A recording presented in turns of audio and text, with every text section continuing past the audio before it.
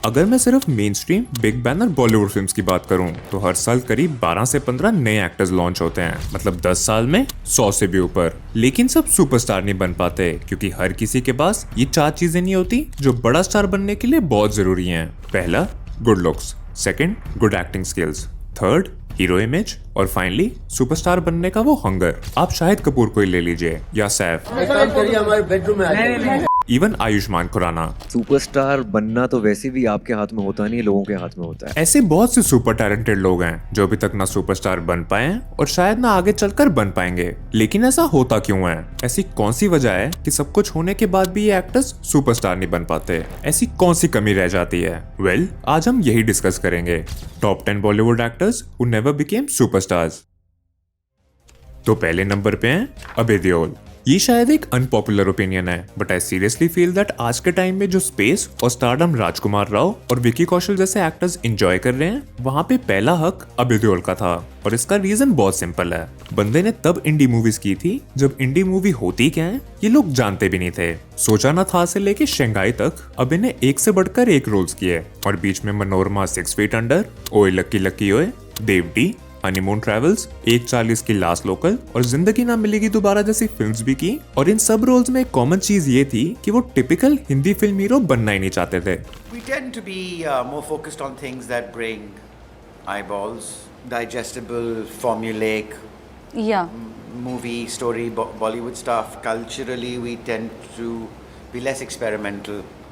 Why? Problem शायद यहीं से स्टार्ट हो गई। अबे को लगा कि वो अपनी एक्टिंग एबिलिटी से ही अपनी जगह बनाएंगे, पर वो ये नहीं जानते थे कि एक्टिंग के अलावा पीआर भी लगती है। भले ही अबे देओल परिवार से थे, पर सनी और बॉबी से काफी अलग थे। इन्हें सक्सेस पसंद था, पर उसके साथ आने वाला फेम नहीं, क्योंकि देवडी के सक्सेस के बाद फेम से दूर होने के लिए अबे न्यूयॉर्क चले गए और वहां जाके क्या करा, वेल्डिंग एंड मेटल वर्क सीखने लगे। I am not even kidding. अबे के मुताबिक इंडस्ट्री के पावरफुल लोग उन्हें एक फिक्स्ड इमेज में मोल्ड करना चाहते थे, उन्हें टाइप कास्ट करना चाहते थे, और अबे को कभी पिंजरे का शेर नहीं बनना था। अनुराग कश्यप और नवदीप सिंह जैसे डायरेक्टर्स ने भी ये कहा कि अबे काफी कंफ्यूज थे और काम करने में थोड़े डिफिकल्ट भी। हाउएवर, जोया अख्तर का नजरिया बिल्कुल उल्टा था। एनीवे, सच जो भी हो, ये मानना पड़ेगा कि अबे रेस से आगे थे, पर बॉलीवुड का गेम खेलना ही नहीं चाहते थे। और बॉलीवुड में सिर्फ टैलेंटेड होना काफी नहीं होता। नंबर 2, सैफ अली खान। सैफ का केस थोड़ा इंटरेस्टिंग है। सैफ के दोनों पेरेंट्स ही फेमस थे और बहुत अर्ली एज में उन्हें सक्सेस मिल चुकी थी।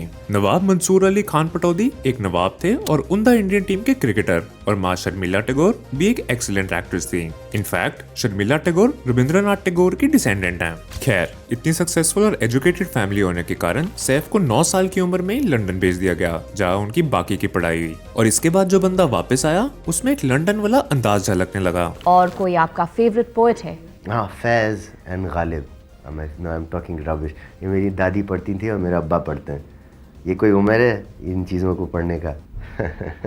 जो कि एक्टिंग में भी दिखने लगा। और ये एक बड़ा रीजन था कि सैफ अपने स्टार्टिंग के दिनों में इंडिया की मास से कनेक्ट नहीं कर पाए, mostly tier 2 and tier 3 cities या गांव के ऑडियंसेस के साथ। आपको ये रियलाइज करना होगा कि जब सैफ इंडस्ट्री में आए, बाकी 3 खान ऑलरेडी अपनी जगह बना चुके थे, और दूसरी तरफ अक्षय, अजय और सुनील शेट्टी जैसे लोग भी सही कर रहे थे, और इनमें से कोई भी ज्यादा एलीट या फॉरेन रिटर्न टाइप नहीं लगता था। अल्टीमेटली जो करियर 1993 में स्टार्ट हुआ, उसका सबसे बड़ा टर्निंग पॉइंट आया 2001 में विद दिल चाहता है। और फिर क्या था, उसके बाद काफी सारे हिट्स जैसे रहना है तेरे दिल में, कल हो ना हो, परिणीता, ओमकारा एक्सेट्रा। पर ये सोलो सैफ मूवीज नहीं थी। हाँ, सलाम नमस्ते आई, हम तुम भी एक नेशनल अवार्ड भी मिला, एंड कोइंसिडेंटली साल था 2004 जब स्वदेश, वीर ज़ारा, लक्ष्य, खाकी, हलचल जैसी मूवीज भी आई। पर गाड़ी काफी आगे निकल चुकी थी और सैफ अब एक पुराने स्टार बन चुके थे जो मोस्टली मल्टी स्टार फिल्म्स में बेटर परफॉर्म करते थे, और शायद इसी वजह से कभी सुपरस्टार नहीं बन पाए। पर एक और रीजन ये है कि सैफ को कभी उतना ज्यादा सुपरस्टारडम चाहिए ही नहीं था। मतलब बंदे की हमेशा से एक लाइफ रही है beyond movies and beyond Bollywood. Katrina's birthday, is it? 16th. Her 16th birthday. No, it's on the 16th. What are you saying? इसलिए उनकी फिल्मोग्राफी में एक हसीना थी, बीइंग साइरस, लाल कप्तान जैसी मूवीज हैं, और इन रोल्स के लिए सैफ को रिस्पेक्ट भी मिलती है। नंबर 3, आयुष्मान खुराना। ऑनेस्टली बताऊं तो मुझे भी आयुष्मान खुराना का नाम इस लिस्ट में डालना थोड़ा अजीब सा ही लग रहा है, क्योंकि वो सक्सेसफुल बहुत हैं, क्रिटिकली एक्लेम भी हैं, लेकिन ट्रेडिशनल सेंस में सुपरस्टार नहीं बने। और सच भी यही है कि आयुष्मान को कोई भी नेक्स्ट सुपरस्टार नहीं मानता। और इसके रीजंस काफी सिंपल हैं। देखिए, बंदा हमेशा ऐसी फिल्म्स करता रहा है जहां फिल्म का मेन हीरो फिल्म ही होती है, उसकी स्क्रिप्ट होती है, ना कि आयुष्मान खुद। विकी डोनर, शुभ मंगल सावधान, डॉक्टर जी, ड्रीम गर्ल 1 और 2, दम लगा के आयशा, इन सारी मूवीज में सोशल टैबूज को फाइट किया गया है। ऊपर से स्मॉल टाउन सेटिंग्स होती हैं और थोड़े हटके सब्जेक्ट्स रहते हैं। अब ऐसी फिल्म्स रिस्पेक्ट तो कमा लेती हैं, लेकिन वो सलमान, SRK, अक्षय वाला लार्जर देन लाइफ वाली वाइब क्रिएट नहीं कर पाती। आयुष्मान ने खुद भी कहा है कि वो तब तक खुद को सुपरस्टार नहीं मान सकते जब तक वो कंसिस्टेंटली 100 करोड़ फिल्म्स ना दें। तो बंदा खुद ही अपने लिए सुपरस्टार सर्टिफिकेट प्रिंट नहीं कर रहा। और ऐसे लोग बॉलीवुड में वैसे काफी प्रजाति के होते हैं। उन्होंने अपनी एक अलग नीश बनाई, common man in abnormal situations. एक और बात इंपॉर्टेंट है, आयुष्मान आउटसाइडर थे, उनके पास इंडस्ट्री कनेक्शंस नहीं थे और अर्ली फेज में उन्हें रिजेक्शन नहीं मिला, इवन बिग प्रोडक्शन हाउसेज जैसे धर्माज है। ऊपर से विकी डोनर के बाद उन्होंने 3 कंसेक्यूटिव बॉक्स ऑफिस फेलियर्स भी देखे। पर ये भी मानना पड़ेगा कि बंदे ने काफी सक्सेसफुल मसाला मूवीज भी दी हैं, जैसे बरेली की बर्फी और अंधाधुन। सीरियस रोल्स जैसे आर्टिकल 15 का वो IPS ऑफिसर जो समाज और सिस्टम से लड़ रहा है। मैं क्या हूँ? आप ब्राह्मण है सर? मतलब मैं और मोहन जी सेम। अरे नहीं नहीं सर, कान्य कुछ ब्राह्मण है, वो सबसे टॉप वाले होते हैं। अब सर पर ही What the fuck is going on here? वो बहुत ऑसम सा रोल था for any actor and Ayushman ने बखूबी निभाया। But at the end of the day Ayushman अपनी मर्जी से सुपरस्टार नहीं बने हैं, बिकॉज उन्होंने शॉर्टकट्स लेने से मना कर दिया और अपना एक अलग ही रास्ता बनाने की कोशिश की है। और आई थिंक ये करना सुपरस्टार बनने से ज्यादा सुपर है। नंबर 4, शाहिद कपूर। आप ये तो नहीं डिनाई कर सकते दैट शाहिद एक कंप्लीट पैकेज है।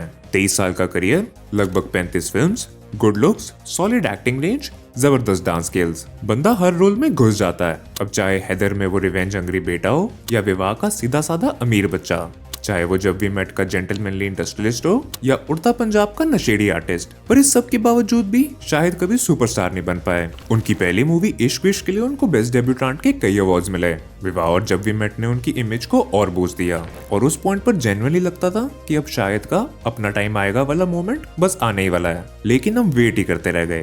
प्रॉब्लम ये थी कि एक हिट के बाद फ्लॉप फिल्म्स की परेड लग जाती थी और इसी वजह से मोमेंटम कभी परमानेंटली बिल्ड ही नहीं हुआ। दूसरा एक फैक्टर था शाहिद कपूर के लॉन्च की टाइमिंग। शाहिद ऋतिक रोशन और रणबीर कपूर के एरास के बीच में फंस गए। वो फेज था बॉलीवुड में चेंज का। ऋतिक ने इनिशियल ईयर्स में ह्यूज इम्पैक्ट क्रिएट किया, रणबीर ने भी राजनीति, रॉकेट सिंह, वेकअप सेट जैसी हिट्स देना स्टार्ट कर दिया और शायद कंफ्यूज हो गए कि किस तरफ जाना है और फिर ना घर के रहे ना घाट के।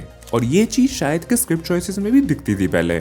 सिंपल सी बात है, ऑडियंस वैल्यू तब करती है आपको जब आपके पास back to back solid wins हो, और शाहिद के केस में ये चीज बिल्कुल उल्टी है। तो अब अगर ऑडियंस ही आपको ठीक से याद न रखे तो कैसे ही बनोगे सुपरस्टार। एक और प्रॉब्लम है शाहिद का टेम्परामेंट प्रॉब्लम और जरूरत से ज्यादा ego, attitude issues, mood swings, को स्टार्स और इंडस्ट्री के लोगों के साथ झगड़े, इवन यशराज फिल्म्स के साथ उनका प्रॉब्लम चल रहा है। आई एम लेसर, मुझे ऐसा महसूस कराया गया as an artist, as a star, as an individual.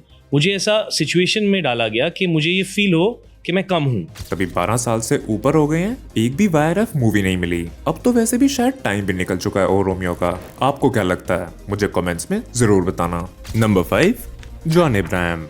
आप जब जॉन अब्राहम का नाम सुनते हो शायद आपके माइंड में एक बल्डअप, जिम ब्रो, जॉन का इमेज बनता होगा, या शायद जॉन के जिस्म वाले फेस की याद आती होगी, बिपाशा के साथ वो स्टीमी डांस सीक्वेंसेस वगैरह वगैरह। लेकिन अनफॉर्चुनेट बात ये है कि जॉन अब्राहम बस एक बॉडी बिल्डर वुमनाइजर या एक्शन हीरो नहीं है। He has done films like Kabul Express, no smoking, taxi number 9 to 11 and water, एक ऐसी मूवी जिसने सैकड़ों इंटरनेशनल अवार्ड शोज में आग लगा दी। राजदीप सरदेसाई के साथ एक इंटरव्यू में जॉन ने कहा था कि उनका करियर उनके फेलियर्स और स्केप्टिसिज्म पे खड़ा है। My career has been built on my failures and not on my successes. Water was a film that went to the Academy Awards for the best foreign film. Didn't run a show in this country. In other words, John कह रहे थे कि भले ही उनकी movies box office पे fail हुई हों, लेकिन उनके स्किल्स ने उन्हें अगली मूवी दिलाई। और ये कहीं ना कहीं सही भी है, पर वही बात है, अल्टीमेटली आप एक्टिंग जैसी भी कर लो, अब जितने ही वर्सेटाइल रोल्स कर लो, ऑडियंस के साथ कनेक्ट बनाना बहुत इंपॉर्टेंट है। अच्छे एक्टर्स तो इरफान, मनोज बाजपेयी और नवाजुद्दीन भी हैं, लेकिन उन्हें किसी ने ना आज तक सुपरस्टार कहा है और ना कोई कहेगा। जॉन अब्राहम कहीं ना कहीं टाइप कास्ट हो गए कि ये बंदा बस एक्शन रोल्स के लिए ठीक है, जैसे मद्रास कैफे।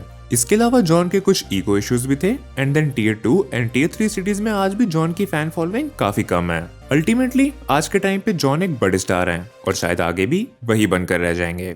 नंबर 6, आदित्य रॉय कपूर। दोस्तों सिंपल सी बात है, मुझे लगता है आदित्य रॉय कपूर का केस टैलेंट से ज्यादा टेम्परामेंट और ट्रेजेक्टरी का है। लोग उन्हें रणवीर, वरुण के बैच का समझ लेते हैं, पर रियलिटी थोड़ी अलग थी। उनकी पहली कुछ फिल्में जैसे लंदन ड्रीम्स, एक्शन रिप्ले और गुजारिश में वो लीड ही नहीं थे। उन्हें प्रॉपर लीड हीरो वाली एंट्री मिली 2013 में आशिकी 2 से, और तब तक बाकी काफी लोग आगे निकल चुके थे, तो रेस ही लेट शुरू हुई। फिर आशिकी 2 के बाद जो जंप मिलना चाहिए था, या यूं कहूं कि जो जंप लेना चाहिए था आदित्य को, वो उन्होंने लिया ही नहीं।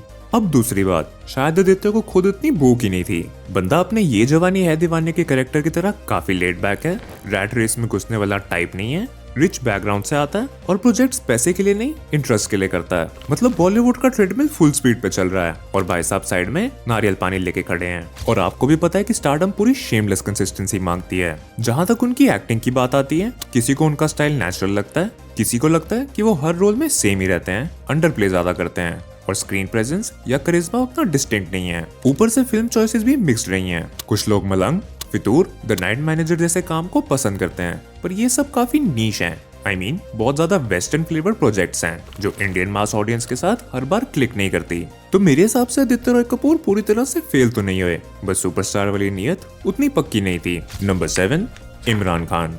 अब इमरान खान का केस थोड़ा स्ट्रेट फॉरवर्ड भी है और थोड़ा सैड भी। बंदा डेब्यू में हिट दे गया, उस टाइम उसे रणबीर कपूर के साथ the next big thing type treat किया जा रहा था, और ऑब्वियस है आमिर खान जैसे मामू होने से एक्सपेक्टेशंस भी छोटी मोटी नहीं थी। डेली बेली जैसी भी फिल्म की टॉप बैनर्स के साथ काम भी मिला, मतलब एंट्री वीक नहीं थी। सो प्रॉब्लम एंट्री की कभी थी नहीं, प्रॉब्लम एक्चुअली एंट्री के बाद टिके रहने की थी। उनके क्लोज फ्रेंड अक्षय ओबरॉय ने एक बार कहा था कि इमरान ने डेलिबरेटली एज इन जानबूझ के क्विट किया, और अगर वो चाहते तो उन्हें और काम मिल सकता था। उनका मानना था कि इमरान को फेम शायद पसंद ही नहीं था। इमरान ने भी एक्सेप्ट करा कि 30s तक उन्हें फाइनेंशियल स्टेबिलिटी मिल चुकी थी और उसके बाद वो बस अपनी बेटी को टाइम देना चाहते थे। The sense that if this is how it ends for me, then also means that my daughter grows up without me. Whatever happens, I won't leave her. पर ऐसा तो नहीं हो सकता कि उन्होंने एक दिन उठकर बोला मैं क्विट कर रहा हूँ। ये भी हो सकता है कि कुछ फिल्म्स जब पूरी तरह पिटने लगी, जैसे कट्टी बट्टी, तब इमरान ने क्विट करने का डिसीजन लिया। इमरान ने भी एक्सेप्ट करा था कि काम ना करने का डिसीजन एक ग्रेजुअल प्रोसेस था। एक हफ्ता महीना बना, महीना साल, और फिर उन्हें समझ आया कि उनका दिल ही इसमें है नहीं, और तब तक सीन भी चेंज हो चुका था। 2013 के आसपास रणवीर सिंह, वरुण धवन, आयुष्मान खुराना जैसे नए लोग मार्केट में आ गए थे। तो देखा जाए तो यही लगता है कि इमरान का करियर सिर्फ इंडस्ट्री ने नहीं खत्म किया, इमरान खुद भी धीरे धीरे रेस से निकल गए। Just because I haven't acted in movies for this much time, I was earning money at Bollywood actor scale. I still live a very very charmed and very blessed life. और अब हमेशा की तरह दोस्तों बात करते हैं 3 स्पेशल मेंशंस की। नंबर 8 पे है इमरान हाशमी। अब इमरान का केस कुछ यूं है कि उनके करियर के शुरुआती दिनों में जो सीरियल किसर का टैग लगा, वो धुलने में अरसा लग गया। अब भले ही वो once upon a time in Mumbai और हक जैसी मूवीज कर लें, वो इमेज छुपाते नहीं छुपती।